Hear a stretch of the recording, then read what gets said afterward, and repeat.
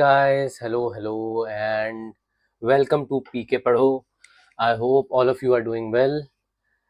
And जैसा कि आप सब लोग जानते हैं कि हमारे 3 जो मेन स्टार्टिंग के टॉपिक्स हैं, जो कि पहला था सोर्सेस, दूसरा था हमारा प्री हिस्टोरिक कल्चर्स और तीसरा था द इंडस वैली सिविलाइजेशन। ये 3 टॉपिक्स हो चुके हैं और अब हम जो है हमारा 4th टॉपिक शुरू करने वाले हैं। इससे पहले ये मेरा इंट्रोडक्शन ये है कि मेरा नाम है प्रवेश and I am the curator of NCERT distilled, this course which gives you what any other course won't, that is कि हम आपको एनसीईआरटी उस तरीके से पढ़ाएंगे जिस तरीके से पढ़ाई जानी चाहिए, जो कि अवॉइड की जाती है बहुत सारी जगहों पे।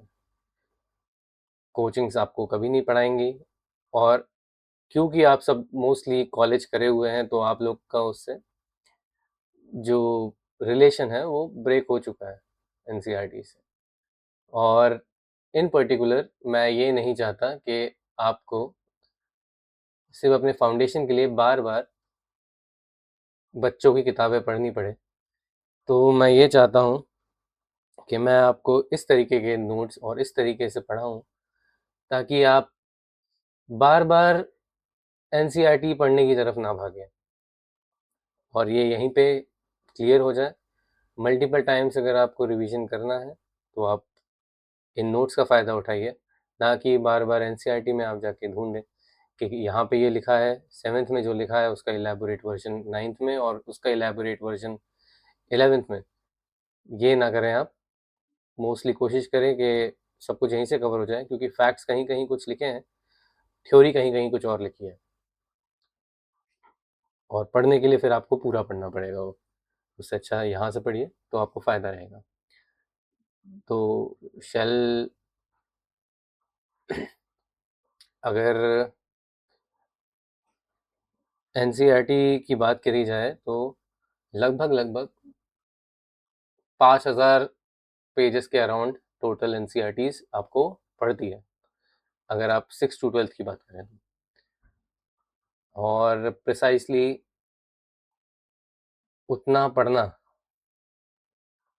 ह्यूमनली पॉसिबल नहीं है। अगर आप ये सोच रहे हैं कि मैं 1 साल या 2 साल मैक्स टू मैक्स पेपर कोई क्रैक कर लूँ और जॉब ले लूँ या नौकरी कर लूँ गवर्नमेंट में, तो बहुत ज़्यादा टाइम वेस्ट होगा आपका। तो एनसीईआरटी डिस्टिल्ड ये सब सोच के ध्यान में रख के बनाया गया है। तो आई होप आपको जो आगे लेक्चर्स हम कंटिन्यू करेंगे और जो मैंने लेक्चर्स आपको पीछे दिए हैं आपको अच्छे लगे। And if so please join my telegram channel, that is PK Padho, so that you can download all the relevant notes from one source at any given time. It's free of charge. Notes are the same as I teach here. The same notes are provided there. So please download them. तो अब हम इसके साथ अब अपना 4th topic जो है ancient Indian history का हम शुरू करने जा रहे हैं, जो कि है द वैदिक एज। राइट, द वैदिक एज के बारे में हम पढ़ेंगे अब। ये हमारा लेक्चर 8 है ओवरऑल और इस वाले लेक्चर में हम डिस्कस करेंगे एडवेंट ऑफ आर्यंस एंड वैदिक कल्चर। कहाँ से आए आर्यंस और उन्होंने अपने साथ क्या लिटरेचर लेकर आए, जिस हिसाब से उनकी जो रिलीजियस लाइफ है या सोशल लाइफ है उस वो प्रोग्रेस करी। It was all social life was all based on the literature that they brought with them or they developed it here. तो थ्योरी ये कहती है कि आर्यंस ने बेसिकली, जैसे हमने प्रीवियस लेक्चर में हमारे देखा जो हड़प्पन सिविलाइजेशन वाला था, कि एक आर्यन इन्वेजन थ्योरी होती है कि Aryans were not indigenous of India, they migrated from central Asia. क्योंकि जो एविडेंस हमें मिलते हैं वो है ये कि घोड़ा जो है, हॉर्स और आयरन, इसकी टेक्नोलॉजी घोड़े की, और घोड़ा यानी as an animal, domestication of horses, and the technology to make weapons and implements using iron was with the Aryans. Harappans के पास ये नहीं था, और इंडियन लोकल कल्चर में भी कहीं पे भी एविडेंस नहीं मिलता है कि घोड़ा मिलता था या आयरन की टेक्नोलॉजी प्रीवियसली अवेलेबल थी। तो इसलिए कहा जाता है कि इन्वेड किया होगा आर्यंस ने, और वो अपने साथ ये टेक्नोलॉजी लेकर आए। तो हम उसी चीज़ के बारे में पढ़ेंगे कि वो किस तरह से यहाँ आए, किस तरह से सेटल हुए, और यहाँ के इंडिजिनस लोगों के साथ उन्होंने क्या किया, और उनका जो सिस्टम था एडमिनिस्ट्रेशन का, ऑपरेशन, पॉलिटी, ये सारी चीज़ें उस बारे में हम डिस्कस करेंगे। तो लेट अस स्टार्ट। तो वैदिक एज मोस्टली वो वाला पार्ट है जहाँ पे हमें वैदिक संस्कृत टेक्स्ट मिलते हैं जो कि इंडिया में ही कंपोज हुए हैं। ऑलराइट, ये एक इम्पॉर्टेंट एस्पेक्ट है, वैदिक संस्कृत टेक्स्ट मिलना ज़रूरी है। It is associated with Aryans, वैदिक कल्चर जो है predominantly it's associated with Aryans, and who are believed to be migrate into the Indian subcontinent from Central Asia. Central Asia का हिस्सा आज के टाइम का आपका काजाकिस्तान,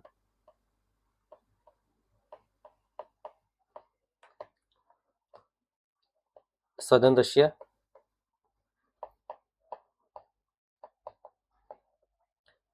जॉर्जिया, ये वाला जो हिस्सा है, ये वाला हिस्सा है सेंट्रल एशिया का।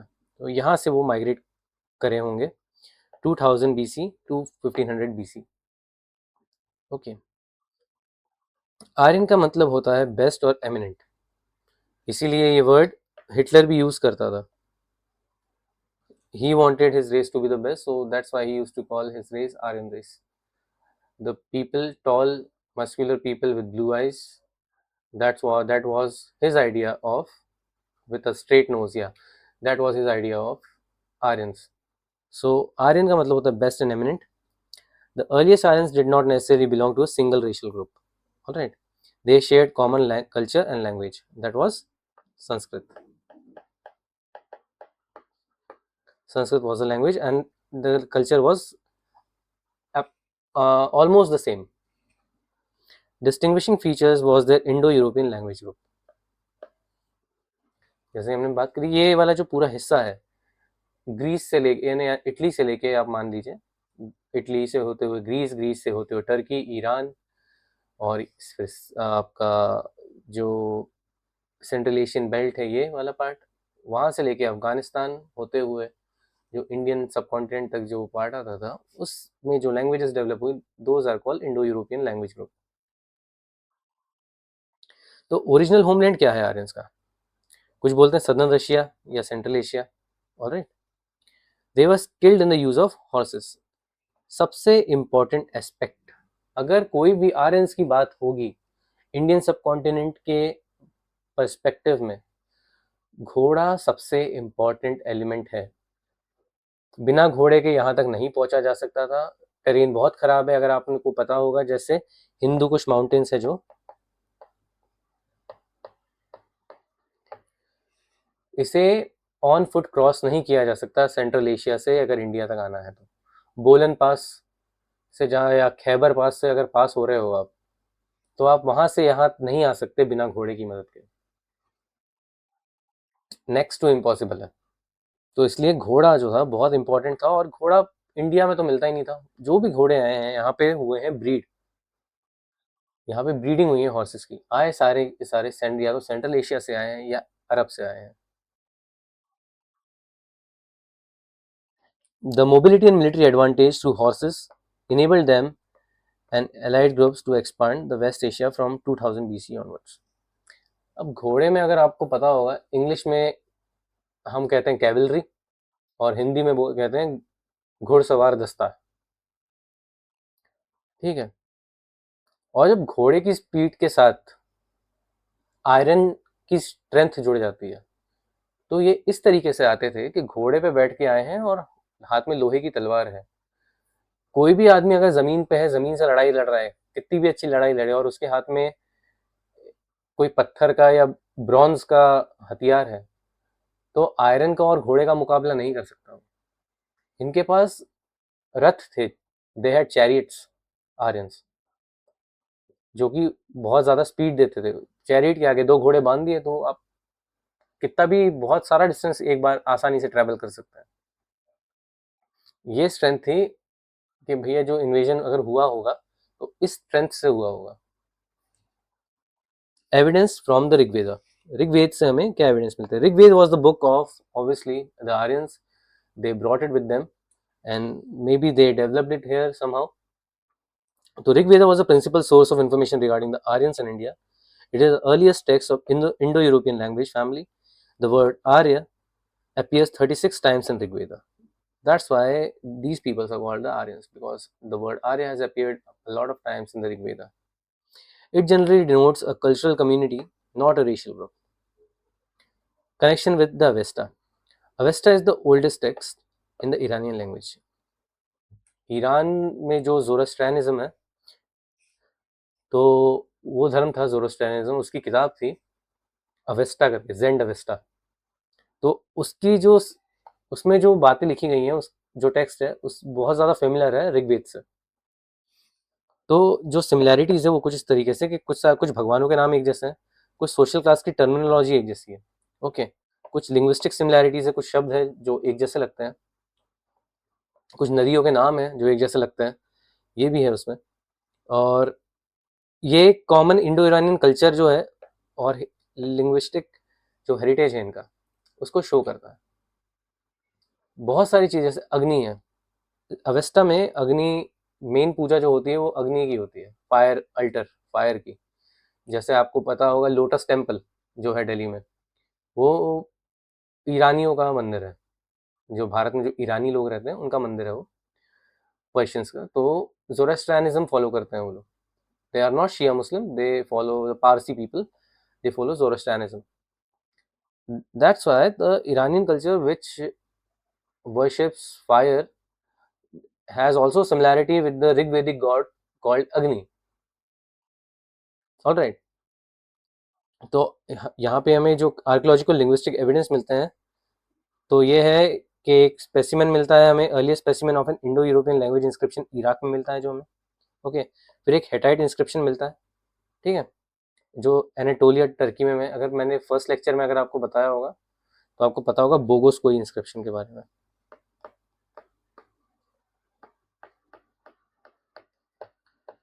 तो ये यही वाला है हिटाइट इंस्क्रिप्शन, ऑलराइट। तो इसमें दो ट्राइब्स थी, हिटानी, हिट्टानी एंड मिट्टानी। सो मिट्टानी सेड कि मैं ये चार भगवान इंद्र, वरुण, अग्नि और एक और देयर वाज सम गॉड, उनकी कसम खा के कहता हूँ that I will do this trade with you guys. तो ऐसा उसमें इंस्क्रिप्शन में लिखा गया है। तो वो वाला इंस्क्रिप्शन मिलता है हमें यहाँ से, हिटाइट इंस्क्रिप्शन, 1917 सेंचुरी बीसी, इतने साल पुराना है ये। 16th सेंचुरी में एक कैसेट इंस्क्रिप्शन मिलता है कंटेनिंग आर्यन नेम्स, ये इराक में मिला है। 14th सेंचुरी बीसी में मिटानी इंस्क्रिप्शन मिला है, ये भी आर्यन नेम्स है इसमें भी, ये सीरिया में मिला है। तो Aryan related names and linguistic traces have been found in Iraq, Anatolia, Turkey and Syria. अब आर्यन नेम से मतलब है मेरा जो ऋग्वेद में जो नाम मेंशन, जैसे इंद्र का नाम हो गया, अग्नि का नाम है, वरुण हो गया, ये गॉड्स हैं। फिर उषा, ऑलराइट, फिर सावित्री, ये जो नाम है ये सारे नाम मिले हैं। Migration of Aryans into India, stages क्या थे माइग्रेशन के? सबसे पहले जो थे वो ऋग्वेदिक पीपल थे, ऑलराइट।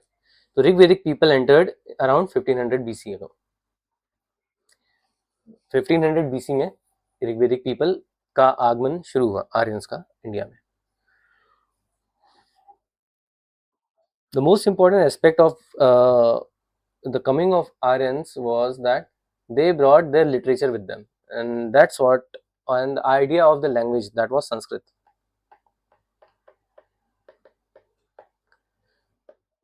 तो ये लेकर आए ये लोग, और इसमें जो इन्होंने टेक्स्ट बनाए या इन्होंने जो डेवलप किया अपना लिटरेचर, इट्स कॉल्ड वैदिक लिटरेचर।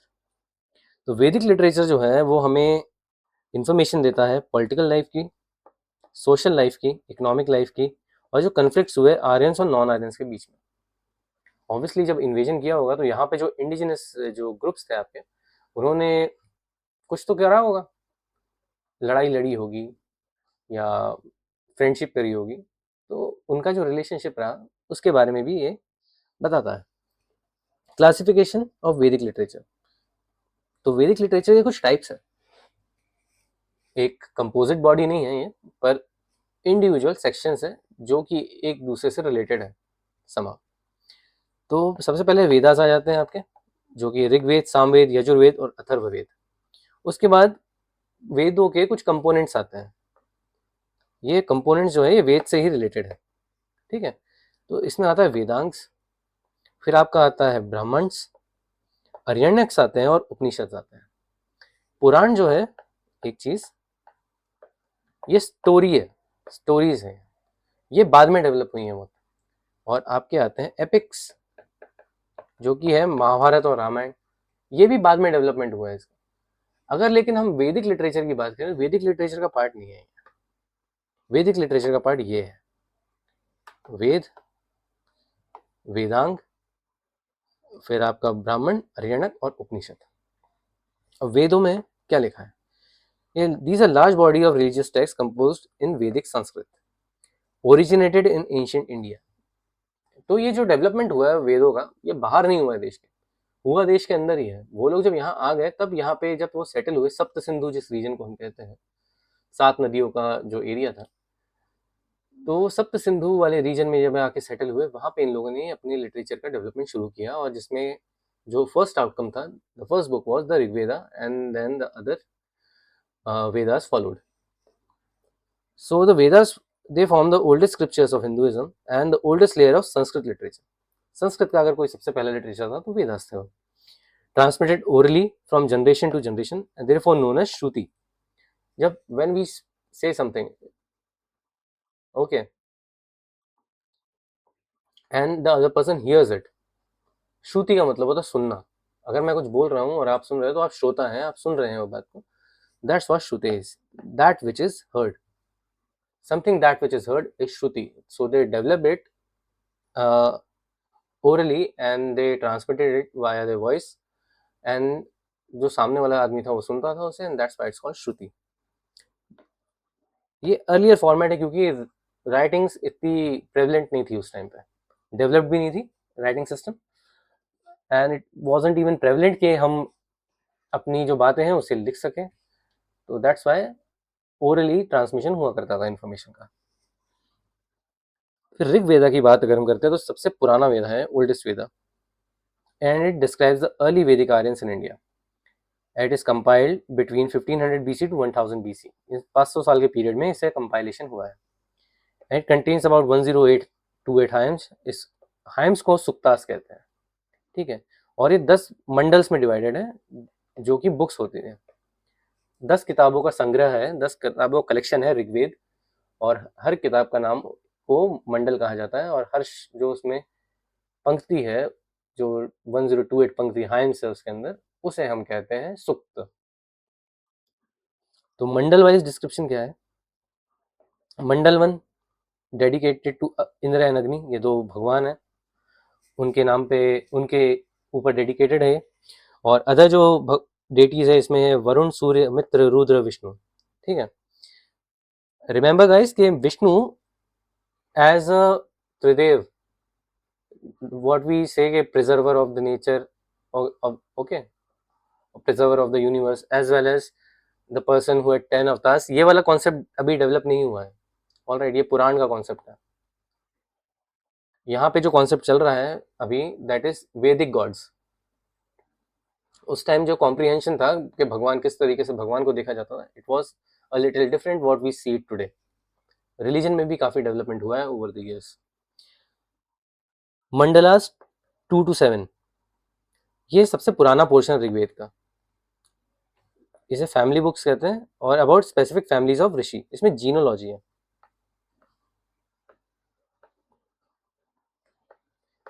कौन सा ऋषि कौन से वंश से आया, उसके आगे का गोत्र क्या हुआ रहा, और उनकी आगे की जो पीढ़ियां रही उसमें कौन कौन थे। तो ये बहुत सारी जो क्या बोल सकते हैं अपन, बहुत सारी जो डायनेस्टीज थी और बहुत सारे जो राजा थे आगे जाके, या बहुत सारे जो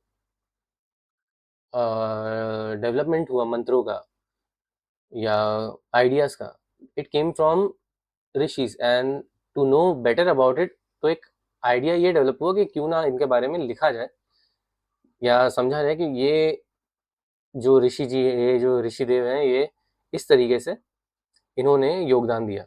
दैट्स वाई ये फैमिली बुक्स, ये जीनोलॉजी बनाई गई थी। मंडल 8 में है हाइम्स है, जो वेरियस गॉड को समर्पित है, मोस्टली कंपोज बाय कानवा क्लैन। अब कानवास वर अ क्लैन मगध, मगध एम्पायर के बाद जो एम्पायर की हम बात करते हैं वो Shunga empire, and Shunga empire के बाद जो हम बात करते हैं वो होता है कन्वा एम्पायर। तो कन्वा क्लैन जो है वो उन्हीं से रिलेटेड है। कन्वा एम्पायर जो है बेसिकली वो कन्वा क्लैन से रिलेटेड है।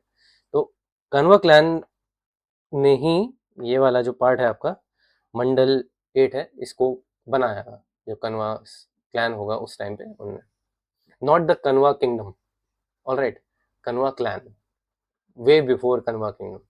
तो डिफरेंस है डायनेस्टी में, यहाँ की डायनेस्टी में और वहाँ के क्लैन में।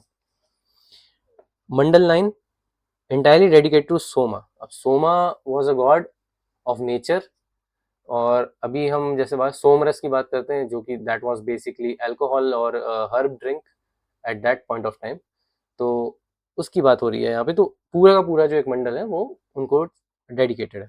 फिर मंडल 10 है, इसमें कुछ इंपॉर्टेंट हाइम्स है, जैसे नदी स्तुति सुक्ता है। ये यूपीएससी का क्वेश्चन है इस साल का, 2026 का नदी सुक्ता का क्वेश्चन आया है इस साल, और अच्छा क्वेश्चन है। तो नदी सुक्ता में प्रेज ऑफ द रिवर्स है, जो सप्त सिंधु नदियां थी, सप्त सिंधु, ये 7 रिवर्स हैं, उनका प्रेज है इसमें। तो ये नदी सुक्ता बोला जाता है उसको, तो वो है। फिर एक है नसादिया सुक्ता, ये फिलोसफिकल हाइम है about the origin of creation. फिर रहता है एक पुरुष सुक्ता। पुरुष सुक्ता में एक कॉस्मिक बीइंग की बात हो रही है जिसके अंगों से अलग अलग वर्ण निकले हैं, ठीक है, ब्राह्मण कहते हैं उन्हें। तो उस पुरुष सुक्ता वो स्टोरी कहा बताती है पूरी, और उस हाइम के द्वारा ही जो विभाजन था सोसाइटी का वो वहां से शुरू होता है। It explains the social order through the पौरुष कॉन्सेप्ट। और पुरुष सुक्ता में आइडिया जो मिलता है हमें वो इस चीज का मिलता है पुरुष सुक्ता से। जैसे मैं आपको बताऊं, अगर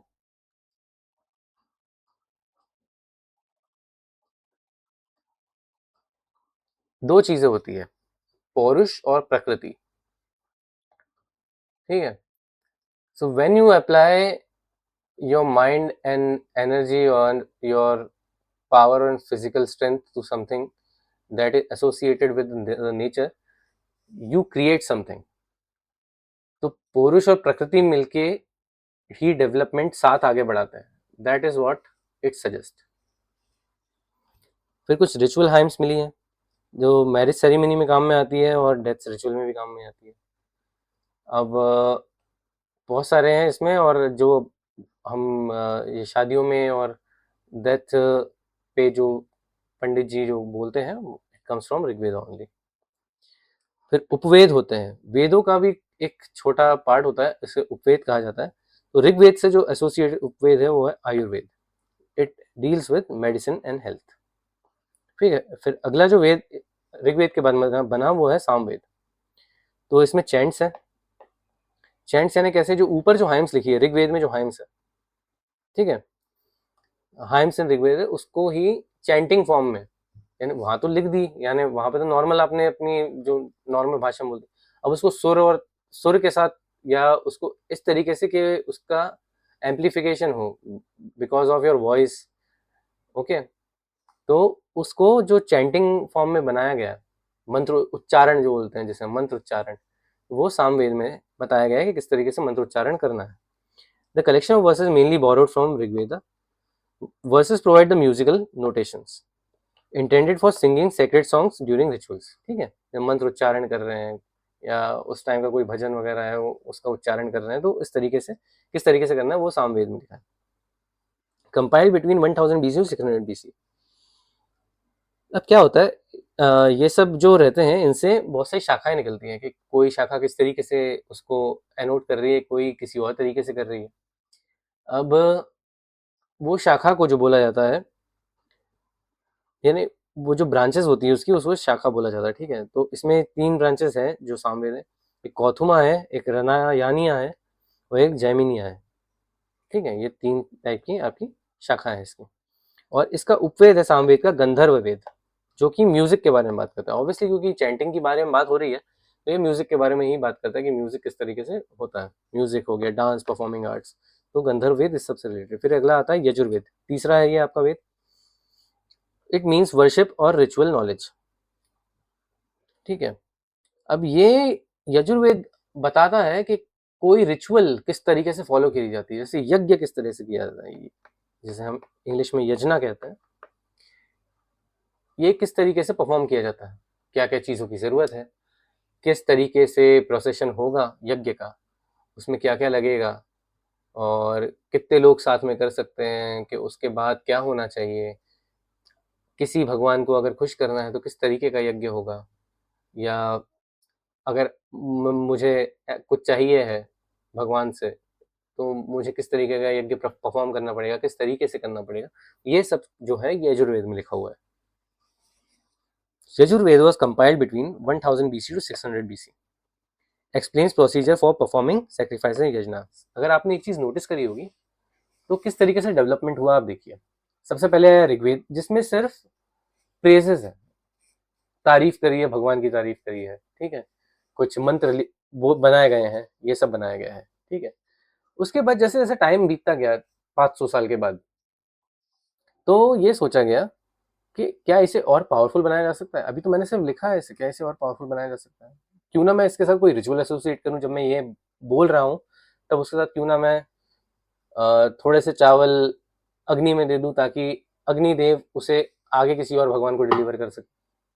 बिकॉज अग्नि गॉड अग्नि is the intermediate between the यजमान एंड द भगवान. Getting my point. तो इंटरमीडिएट है, तो मैं कुछ ऐसा कर सकता हूँ कि, तो इसलिए यज्ञ परफॉर्म किया गया. यज्ञ परफॉर्म करने के लिए यजुर्वेद आया, जिस हिसाब से कुछ रिचुअल्स डेवलप हुए. यजुर्वेद के 2 पार्ट्स हैं. एक है शुक्ल यजुर्वेद, शुक्ल का मतलब होता है व्हाइट. ठीक है, और कृष्ण का मतलब होता है ब्लैक. तो 2 आए, शुक्ल यजुर्वेद और दूसरा है कृष्ण यजुर्वेद. अब शुक्ल यजुर्वेद को वजासेन्या भी बोलते हैं. ठीक है, अब इसके फीचर्स क्या है, इसमें सिर्फ मंत्र है. शुक्ल यजुर्वेद में कोई कमेंट्री नहीं है, एक्सप्लेनेशन कुछ नहीं है, सिर्फ लिखा गया है मंत्र, उसके बारे में कुछ नहीं बताया गया है. Interpretation is left to the reader. अब इस शुक्ल यजुर्वेद की 2 शाखाएं हैं, एक मध्यांजना है और एक कन्वा है. कन्वा याद है आपको, जो 8वां मंडल है जो हमने बात करी थी, ये वाला इन्हीं ने लिखा है कन्वा क्लान में. एक इससे मंडल से एक चीज याद आई मेरे को, और ऋग्वेद में जो 2nd से लेके 9th तक है, ये मंडल पहले बन चुके हैं, अर्लियर है. और लेटर वाले में जो है, जो सबसे आखिरी में जुड़े, जो कि ये मान के चलिए आपके सिर्फ 2000 से 1500 साल पहले जो जुड़े होंगे, वो है मंडल 1 एंड मंडल 10. ये सबसे आखिरी में जुड़े हैं. तो ये एक ट्रिविया था जो इसके साथ एसोसिएटेड है, तो मैंने इसलिए आपको बता दिया. अब कृष्ण यजुर्वेद की बात करते हैं हम. कृष्ण मतलब ब्लैक. ओके, अब इसके फीचर्स क्या है, इसमें मंत्र भी है और इसमें एक्सप्लेनेशन भी है. कोई चीज अगर मैं कर रहा हूँ तो क्यों कर रहा हूँ मैं, वो भी लिखा गया है इसके अंदर. तो ये बताता है, समझाता है आपको कृष्ण यजुर्वेद कि ये इसलिए किया जा रहा है, जो रिचुअल करी जा रही है वो इसलिए करी जा रही है, जो मंत्र बोला जा रहा है वो इसलिए बोला जा रहा है. अब इसकी कौन सी शाखा है, इसकी 4 शाखाएं, कथक, मित्र्यानी, तित्रिया और कपिस्थला. अब इसका उपवेद क्या है? यजुर्वेद का उपवेद है धनुर्वेद, जो कि मिलिट्री ट्रेनिंग के बारे में बात करता है, warfare military training. Although association ज़्यादा क्लोज नहीं है, जैसे कि सामवेद और गंधर्व वेद का था, क्योंकि म्यूजिक और चैंटिंग आपस में रिलेटेड है, लेकिन इसका इतना रिलेशन उतना नहीं बनता। पर इसका यही है, धनुर्वेद है इसका, यजुर्वेद का धनुर्वेद। आखिरी वाला आता है अथर्ववेद, फोर्थ वेद। ये 1000 BC 600 BC तक कुछ डेवलप हुआ है। इसमें क्या क्या है, किस किस चीज़ से डील करता है? Magic spells, protection from evil spirits, protection from danger और हीलिंग प्रैक्टिसेस। ये सब है इसमें कि अगर झाड़ फूक जिसे हम आज के टाइम में कहते हैं, उस टाइम पे अगर किसी के जैसे सांप काट लिया तो उस टाइम पे जो क्या क्या करना चाहिए उसको, या अगर कोई कष्ट में है, कोई दुख में है, तो उसके लिए क्या करना चाहिए, ये सब अथर्ववेद में इसके बारे में बात करी गई है। तो अथर्ववेद को हम 20 खंडों में बांटते हैं। जैसे ऋग्वेद को हम मंडल में बांटते हैं, अथर्ववेद को हम खंडों में बांटते हैं, और हर खंड को हम एक वन खंड मतलब एक किताब कोई। ये टोटल इसमें 711 हाइम्स है। और इसकी कौन सी शाखा है? इसकी ये शाखा है शौनका और पिपलादा। अब उपवेद क्या है अथर्ववेद का? यह है Shilpaveda. Shilpa, not Shilpa, English pronunciation हो जाता है, लेकिन actually Shilp. Shilp means to make, art and craft वाला पार्ट जो है शिल्प, शिल्प कला, दैट शिल्प। तो craft, art, architecture, technical skill. Atharvaveda के जो शिल्प वेद है, इससे हमें जो फायर अल्टर्स है,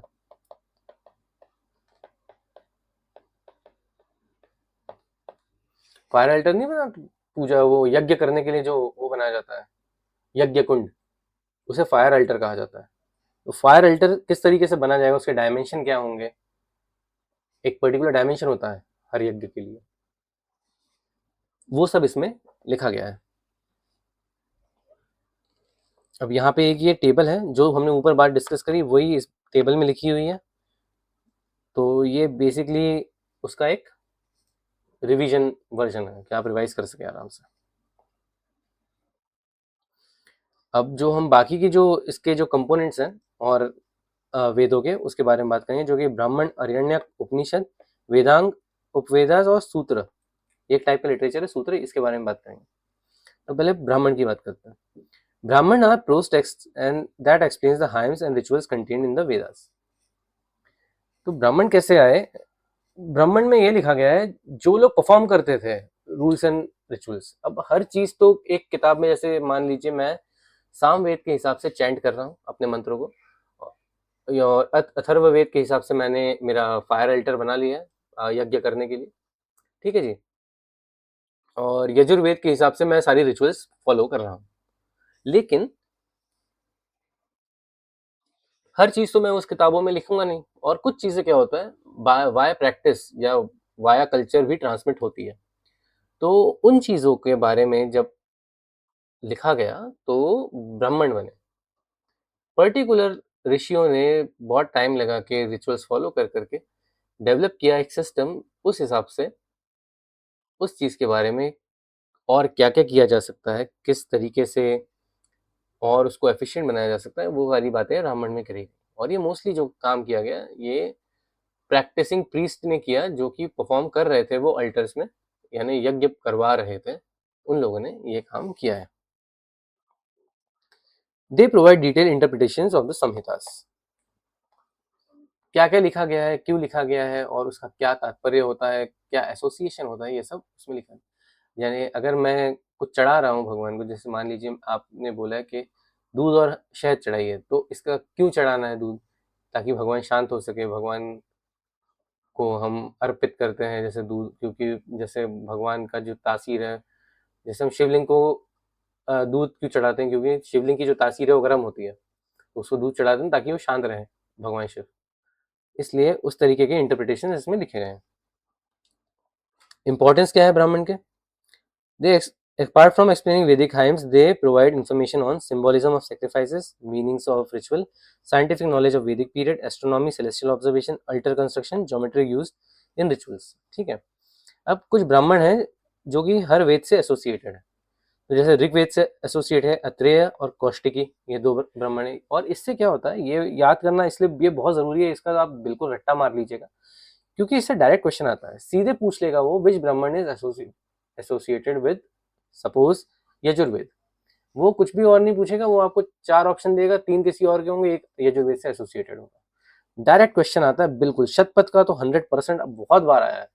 कोई भी अब पीएससीएस का पेपर उठा लीजिए कि एसएससी का उठा लीजिए कि यूपीएससी का उठा लीजिए, हर पेपर में एक बार शतपथ ब्राह्मण का क्वेश्चन 100% आया है। अब सामवेद में है तांडेय ब्राह्मण और जैमिनिया, यजुर्वेद में तैत्रेय शतपथ, अथर्ववेद में है गोपथ। ठीक है, गोपथ लिखा है, गोपथ ब्राह्मण। इसके बाद हम बात करते हैं अरण्यक की। अरण्यक मतलब जंगल। अरण्यक अगर पता होगा, लिटरल मीनिंग इज जंगल अरण्यक का। तो ये वो टेक्स्ट थे जो कि जब जो आपके प्रीस्ट हैं या जो आपके ओल्ड पीपल हैं who are very keen on doing rituals and the religious practices earlier, they went to forest for to attain moksha. तो वहां गए वो, तब भी उन्होंने ये सब काम नहीं छोड़ा, नहीं बात करते थे, जैसे कुछ 4 लोगों को समझाते थे पास बैठा के, और फिर आगे बात करते थे कि ये रिचुअल ऐसे होनी चाहिए, ये। तो उन्होंने जब इंटरप्रिटेशन किया, इंटरप्रिटेशन जब उन्होंने किया तो उन्होंने अरण्यक बनाया। तो अरण्यक में मोस्टली फिलोसफिकल टेस्ट है।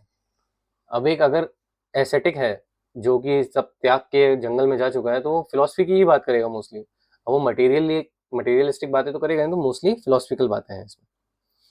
Mainly written for forest dwelling hermits, ascetics and their disciples. They are generally considered the appendices of ब्राह्मण। ब्राह्मण पढ़ने के लिए, समझने के लिए कहाँ पे क्या है और क्या नहीं, मुझे अरण्यक के बारे में पता होना चाहिए। अपेंडिक्स है वो उसका। It acts as a bridge between Brahman, the rituals and sacrifices part, and the Upanishad, knowledge and spirituality part. यानी अगर आपका ये ब्राह्मण और उपनिषद के बीच में बैठता है आपका अरण्यक। ठीक है, यहाँ से यहाँ डायरेक्ट नहीं जाया जा सकता, इसके थ्रू जाना पड़ेगा। समझने के लिए अरण्यक की जरूरत है।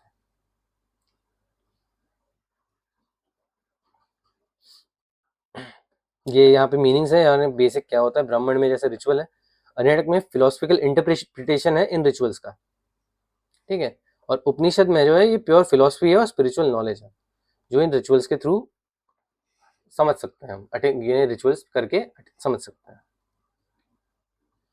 अब उपनिषद, उपनिषद किस बात से डील करता है? Sacrifice, human body, soul, universe, ultimate reality. Total number of Upanishad are 108, 108 Upanishad. इसीलिए सनातन धर्म में 108 का बहुत महत्व है। मेन कारण ये है इसका। तो मेजर फिलोसफिकल जो कॉन्सेप्ट है जो बात करता है उपनिषद, वो है आत्मा की, आत्मन, अंतरात्मा जो आपकी होती है वो, इंडिविजुअल सेल्फ और सोल, और ब्राह्मण की जो यूनिवर्सल सेल्फ है, अल्टीमेट रियलिटी है, उसे ब्राह्मण कहते हैं। उससे तो आत्मा और परमात्मा, आत्मा और ब्राह्मण कैसे जुड़े हैं एक दूसरे से, उसकी बात करता है उपनिषद। एक आपका उपनिषद है बृहद्रण्यक उपनिषद, ये सबसे पुराना है, one of the earliest Upanishad, contains the list of successive generation of teachers and the students। जैसे पहले जो आपका गुरुकुल सिस्टम चलता था, कौन टीचर, किस महापुरुष का कौन टीचर रहा है, या कौन सा महापुरुष ने किसको सिखाया है, तो ये सब बातें उसमें लिखी हुई हैं।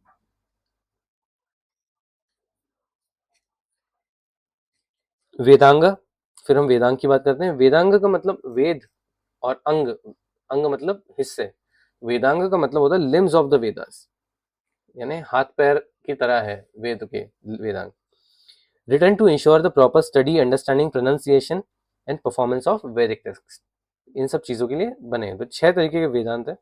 आपका शिक्षा, जो कि फोनेटिक्स, किस तरीके से उच्चारण क्या करना है, किस तरीके से बोला जाएगा एक शब्द, मंत्रों का जो फ्लो रहेगा, हमने देखा होगा ऐसे चलता है मंत्रों का उच्चारण, उस तरीके का उच्चारण या उस तरह का प्रोनाउंसिएशन किस तरीके से किया गया है और किस तरीके से आपको चैंट करना है, ये शिक्षा सिखाते हैं।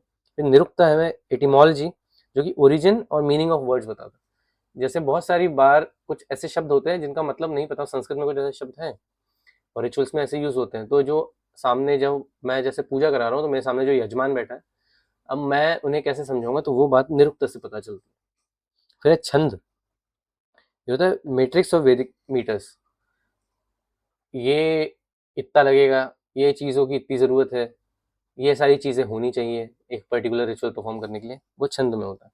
फिर व्याकरण, ग्रामर, किस तरीके से जो फ्लो चलेगा उसमें जो उच्चारण तो मैं कर रहा हूँ, अब शब्दों का जो लय है या उसमें जो टेक्निकलिटी है शब्दों में, और क्या शब्द बना साथ जोड़ने से क्या बन सकता है, वो सब हमें व्याकरण से मिलता है। फिर ज्योतिष, किस समय पूजा करना सबसे सही रहेगा, जैसे जिस तरह आपसे टाइमिंग निकाली जाती है, रिचुअल कोई परफॉर्म करनी है तो किस हिसाब से करी जाएगी वो रिचुअल परफॉर्म। आज भी हमको अगर पूजा करनी तो हम तारीख निकालें, शादी से पहले आपका मुहूर्त निकलता है, दैट्स व्हाट ज्योतिष इज।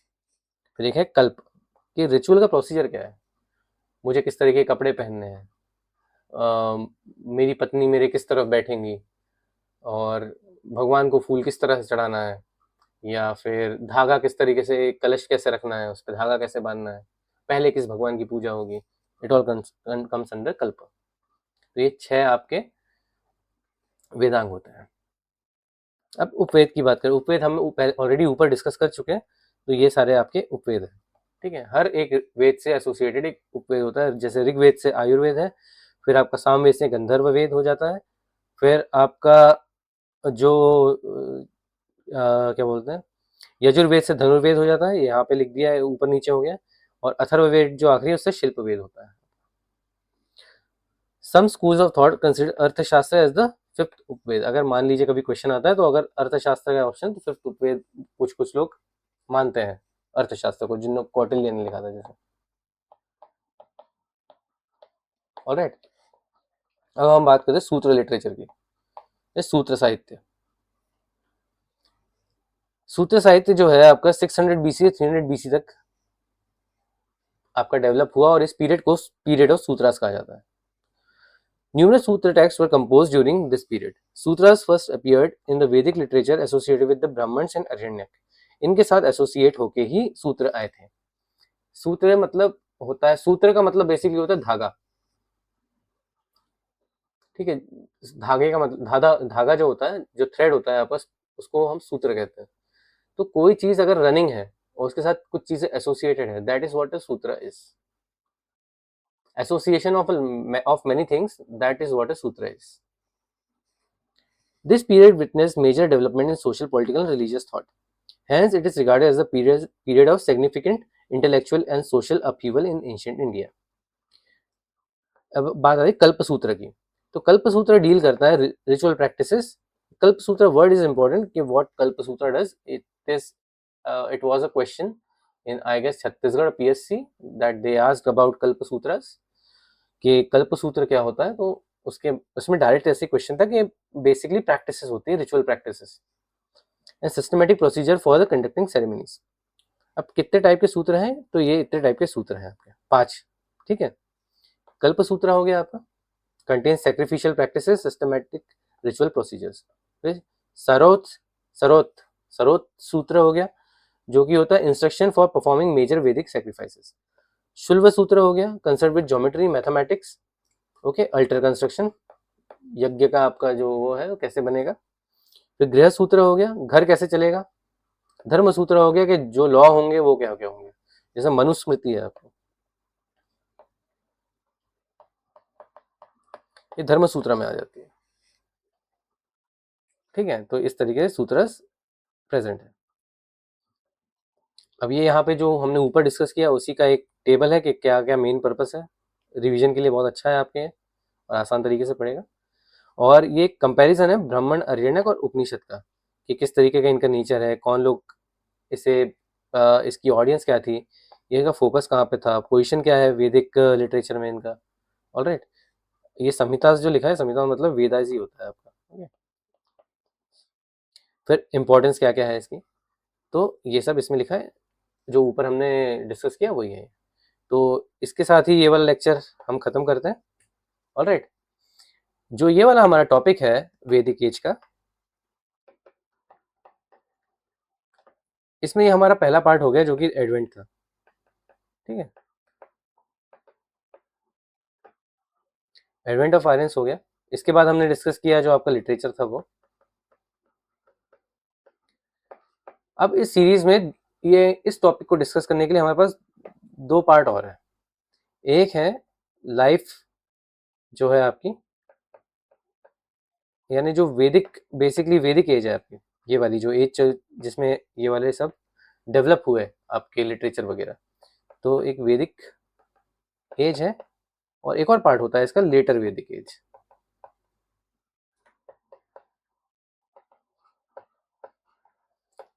दोनों ही अपने आप में बहुत, यानी अच्छे टॉपिक है, इम्पोर्टेंट टॉपिक है। तो मैंने इसलिए ये डिसाइड किया कि दोनों को मैं अलग अलग पढ़ाऊंगा। लास्ट में मैं लेटर वैदिक एज के आपको एक ब्रीफ कंपैरिजन फिर से दे दूंगा, ताकि आप बहुत ज़्यादा कंफ्यूज ना हो, क्योंकि अगर इनको मैं साथ में पढ़ाऊंगा तो थोड़ा टाइम लग जाएगा और जो लेक्चर है वो काफ़ी बड़ा हो जाएगा। मैं वो पर्टिकुलरली नहीं चाहता। मैं चाहता हूँ जैसे अगर आप मान लीजिए वैदिक एज पढ़ना चाहते हो तो आप सिर्फ एक लेक्चर देख के वैदिक एज का वाला पार्ट या खत्म कर सके, और फिर अगला लेक्चर देख के लेटर वैदिक एज वाला पार्ट खत्म कर सके। Not, I don't want you to get too much pressure about कि भैया एक ही बार में मेरे को 2 या ढाई घंटा बैठना पड़ा है। आई डोंट वांट दैट। तो मैं इसलिए इसको 2 पार्ट में अलग अलग कर दूंगा, और उस हिसाब से नोट्स भी मैं उसी तरीके से डिवाइड कर दूंगा। ऑलराइट। तो जैसे हमने इसमें डिस्कस करा, ये वाले अपने टॉपिक काफ़ी छोटा ही था ये, कि आर्यंस कहाँ से आए, उनका सिस्टम कैसा था, कैसे डेवलपमेंट किया उनने। फिर इसमें बहुत ज़्यादा कॉन्क्वेस्ट की बात नहीं हुई है, इसमें सिर्फ ये बताया गया है ये वाले जो हमारा लेक्चर है, कि वो आए कैसे यहाँ पे और उनका एसोसिएशन किस तरीके से बना इंडिया से। इस, क्या ये एरिया इंडिजिनस था उनका या इन्वेड किया गया, और किस तरीके से किया गया, कि हमें पता चला कि हॉर्सेस के थ्रू और आयरन टूल्स के दम पे इन्वेजन अगर हुआ होगा तो हुआ होगा। उसके बाद हमने जो बात करी कि वो अपने साथ क्या लेकर आए, तो वो लेकर आए पावर ऑफ लैंग्वेज, संस्कृत लेकर आए। साथ में संस्कृत के साथ उन्होंने शुरू किया डेवलपमेंट ऑफ वैदिक लिटरेचर। किस तरीके से मैं रिचुअल्स परफॉर्म करूंगा, किस कौन से मेरे भगवान हैं, उनकी पूजा मुझे किस तरीके से करनी है, ये सब चीज़ें डिसाइड करी गई। ऑलराइट। फिर उसके बाद जो आपके वैदिक लिटरेचर के पार्ट्स, जो कि आपकी संहिता, या आप संहिता बोलते हैं या वेद वेद बोलते हैं आप उन्हें। फिर उसके बाद आता है आपका ब्राह्मण, अगला आता है आरण्यक, अगला आता है उपनिषद, उसके बाद आपका आता है उपवेद, फिर आता है आपका वेदांग, उसके बाद आते हैं आपके सूत्र। तो ये हमने जो है इतने टॉपिक और डिस्कस करें। अब अगला हमारा टॉपिक होगा economic, political and social systems that were present in the early Vedic society. Early Vedic means वेद जो वैदिक सोसाइटी जो है वो 2 पार्ट में डिवाइडेड होती है। जैसा कि अगर मैं आपको बताऊं, मोस्टली जो इंटेलिजेंटली जो डिस्कस करा जाता है वो इस तरीके से करा जाता है कि 2 पार्ट में डिवाइडेड है। एक हो गया आपका Rigveda,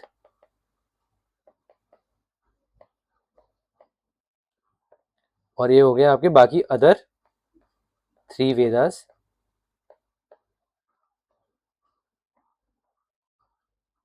and there components.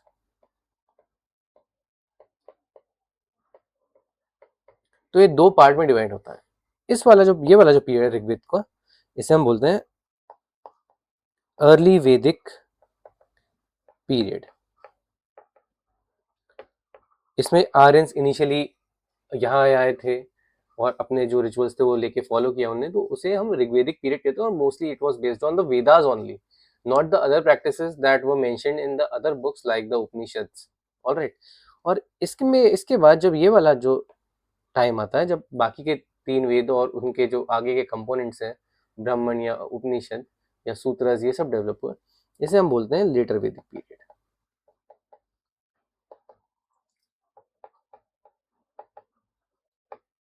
Alright. तो इसे हम लेटर वैदिक पीरियड बोलते हैं। इस टाइम पे क्या क्या चीज चेंज आई एक अर्ली वैदिक पीरियड से लेटर वैदिक पीरियड में, ये हम ये वाले टॉपिक पे डिसाइड करेंगे कल हम। तो अब हमारा जो अगला टॉपिक रहेगा वो ये रहेगा आपका अर्ली ऋग्वेदिक पीरियड, और जो आपका नेक्स्ट टॉपिक रहेगा उसके बाद वो रहेगा आपका later Vedic period. Alright. Okay then guys, it was a great lecture I guess, at least from my part. I hope you will like it. Please download all the notes from my Telegram group, that is PK Padho, as well as you can join my Instagram, where I constantly upload materials like maps, charts, so that it will be helpful for you. You can just save it and use it whenever you want.